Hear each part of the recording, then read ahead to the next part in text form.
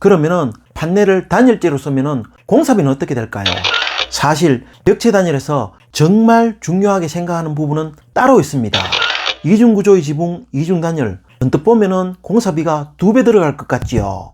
다락으로 쓰고 싶은 유혹이 생기는 그런 공간이 존재합니다. 지붕, 바닥, 벽 단열 중에 가장 중요한 단열 부분은 어디일까요? 청도 화양 전원주택은 어떻게 단열을 했을까요? 뭐가 다를까요? 늘 해오던 방식대로 청도 전원주택도 내단열과 외단열, 이중단열을 했습니다. 외단열은 전체 단열의 효율을 높이는 차원에서, 내단열은 골조로의 열 손실을 최소화하는 차원에서 해왔습니다. 외단열은 EPS 판넬 위에 열반사 단열재를 부착했습니다. 수직 수평 레벨을 정밀하게 잡아놔야 세라믹 부착 작업이 쉽습니다. 내단열은 가등급 스티로폼을 사용했습니다. 스티로폼 또한 수직 수평 레벨을 정밀하게 잡아놔야 석고 부착 작업이 쉽습니다.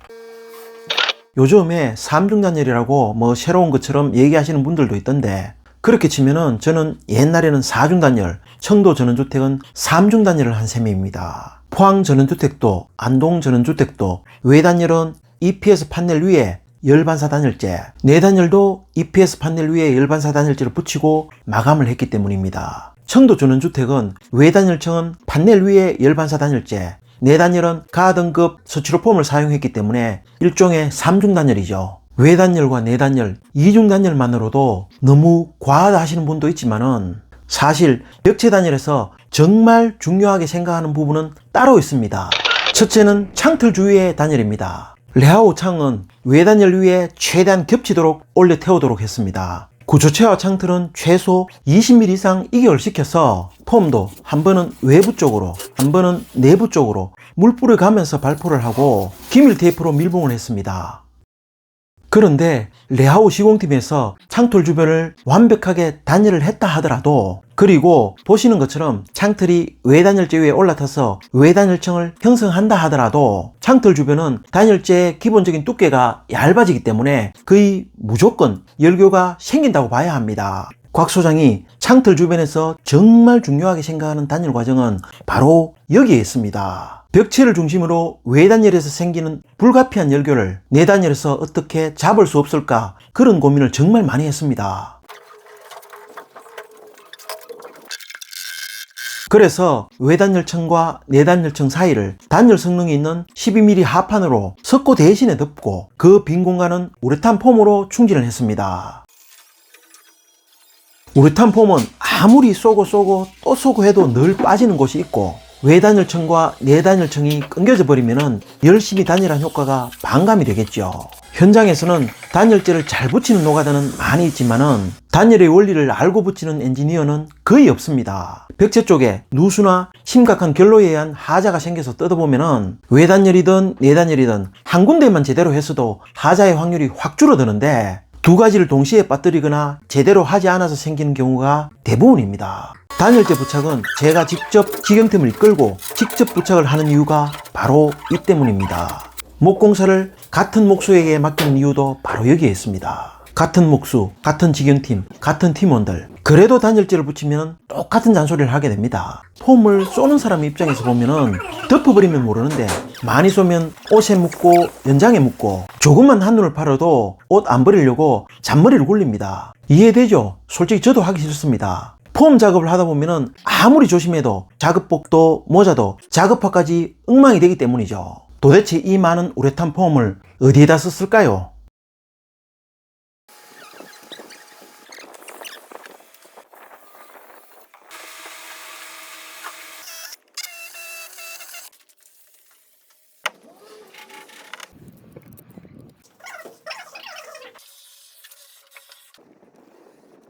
단열은 제 스스로 해놓고도 마음에 들지 않습니다. 늘 부족하죠. 그래서 단열재를 가장 확실하게 붙일 수 있는 사람은 건축주 본인이다, 이런 말을 입에 달고 살지요. 둘째는 벽체 단열과 지붕 단열의 조인트 부분입니다. 수직으로 올라오는 벽체 판넬과 10대4 물매 3면으로 내려오는 지붕 판넬이 만나는 부분은 폼을 충진하기도 어렵지만은 폼을 완벽하게 충진한다 하더라도 판넬 하부 칼라강판을 타고 들어오는 열교를 잡을 방법이 없습니다. 벽체 코너 모서리에서 판넬끼리 만나는 부분은 지경 홍 선생님처럼 45도 각치기를 할 수도 있지만은 저는 만나는 부분에 칼라강판을 따내서 단열재와 칼라강판이 아닌 단열재끼리 폼으로 접합을 시킵니다. 하지만은 지붕 판넬 하부에 칼라강판을 따내면은 판넬이 약해집니다. 돌풍이 판넬 하부를 들어쳐 올리면은 판넬이 확 제껴질 수도 있죠. 칼라강판을 끊어주지 못하면은 칼라강판을 따라서 타고 들어가는 열교가 생깁니다. 보완을 할 필요가 있습니다. 그래서 처마폭만큼 단열재를 덧대서 강판을 따라서 타고 들어가는 열교를 감소시키는 방법을 택했습니다. 구조가 우선이냐 단열이 우선이냐, 지붕판 하중을 받아주는 지붕틀을 지붕판 끝까지 돌출시키자니 단열 처리가 복잡해지고, 벽체 외곽선에 맞추어서 잘라버리자니 돌출된 처마의 구조 내력이 걱정이 되고, 경량철골조든 아니든 EPS 판넬을 지붕판으로 사용하는 경우 엔지니어라면은 저 같은 딜레마에 빠진 경험이 다들 있을 겁니다. 패시브 계열의 주택들이 대부분 천마가 없는 이유가 이와 관련이 있습니다. 어쨌든 청도 전원주택은 천마를 만들 때 단열 중심으로 천마를 만들었습니다. 선음통이 달리는 길이 방향은 지붕틀 없이 지붕 판넬 자체를 돌출시켰습니다.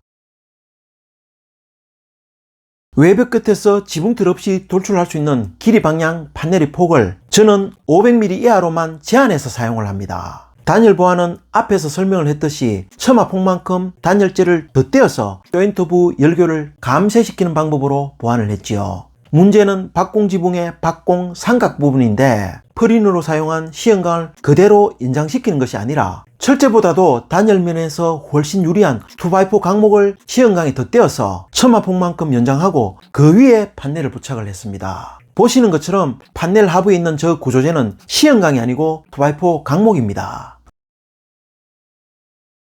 한편 판넬과 골조와의 정착은 8mm 또는 10mm 칼블록을 주로 사용을 했습니다. 열교도 보완하고 판넬과 골조와의 부착 강도도 보완하기 위해서 난연폼을 충분히 충진하는 일은 당연히 필수입니다.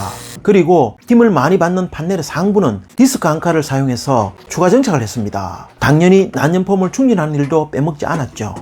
판넬 위에 열반사 단열재 왜 덧붙였을까요? 사실 EPS 판넬만으로도 단열 기준을 충분히 확보할 수 있지만은 외부 마감재 밑에 들어가 있는 EPS 칼라강판이 엄청나게 열을 흡수해서 누적이 되면은 철제의 특성상 수축 팽창에 의한 변형이 심해서 건식 마감으로 된 외부 마감재가 틀어지거나 코킹이 터지기도 합니다. 특히 금속은 온도 변화가 생길 경우에 결로가 무조건 생깁니다. 결로가 생기면 철제는 녹이 슬겠죠. 판넬을 고정하는 앙카나 칼블록 같은 금속형 쉐기에 의한 열교도 당연히 생깁니다. 열반사 단열재를 부착을 하면은 칼라강판에 바로 누적되는 열도 막고, 결로가 생겨도 열반사 단열재 표면으로 흘러내리겠죠. 거기에다가 칼블록이나 앙카머리를 덮어버리기 때문에 열교도 완화하면서 판넬 조인트도 보완을 합니다. 곽 소장이 단열 과정에서 열반사 단열재를 결코 빠뜨릴 수 없는 이유들입니다.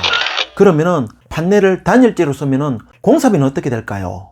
단순히 스티로폼 대신에 판넬이라고 생각하면은 공사비가 엄청 추가된다고 볼 수도 있죠. 그런데 이 판넬이 세라믹 사이딩에 하지 철물을 겸한다고 생각하면은 완전히 달라집니다. 공사비 측면에서 뿐만 아니라 단열적인 측면에서도 훨씬 유리한 조건이 됩니다.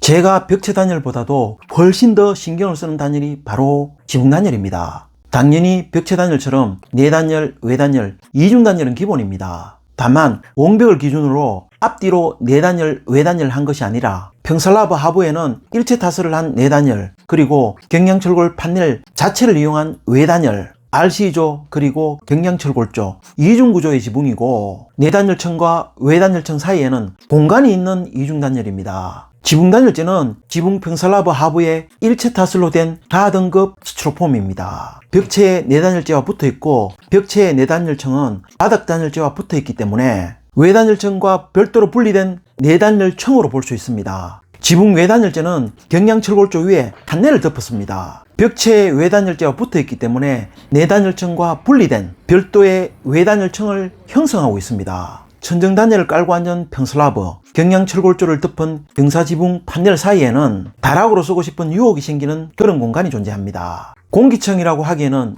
너무 큰 공기청이죠. 지붕 판넬 위에는 벽체 판넬에서 했듯이 열반사 단열재를 부착했습니다. 방수포 역할을 하면서 판넬의 강판을 직사광선으로부터 보호하는 역할도 합니다. 사실 벽체보다도 지붕이 아침 저녁으로 더 많은 결로가 생기는데 판넬 표면이 아닌 열반사 단열재 표면에 생기도록 완화시키는 역할도 합니다. 자, 여기서 그러면은 평슬라브 하부의 단열은 외기에 간접면하는 단열 기준을 적용할 수도 있을까요? 남부지방 지붕 단열 기준 외기에 직접 면하는 단열재 두께는 180mm지만은 외기에 간접 면하면은 단열재 두께는 120mm만 적용을 해도 되는데 따지고 싶은 마음도 따질 이유도 저는 없습니다. 어차피 우리는 내외 단열을 합치면은 중부 지역 규정도 충족시킬 만큼 한참 오버스펙입니다. 참고로 합쳐서 단열 기준을 충족시켜도 인정 안 하시는 분들 종종 있습니다. 준공을 위한 시험 성적서, 납품 확인서 미리미리 체크를 하셔야 됩니다. 이중구조의 지붕, 이중단열 언뜻 보면은 공사비가 2배 들어갈 것 같지요. 그렇게 과할 필요가 있나? 그런 생각도 저절로 들 겁니다. 영천 전원주택 볼조 공사비 줄이기 편에서 한번 설명을 했듯이 경우에 따라서는 오히려 공사비가 세이브 될 수도 있습니다.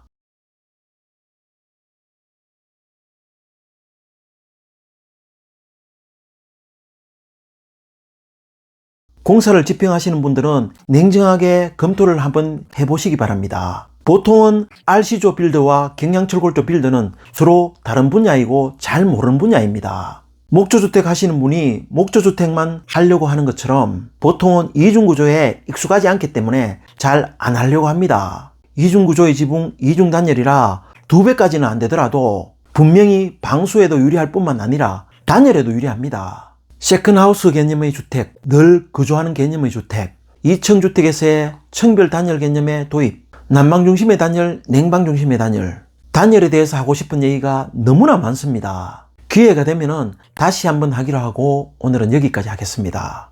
곽 소장이었습니다. 감사합니다.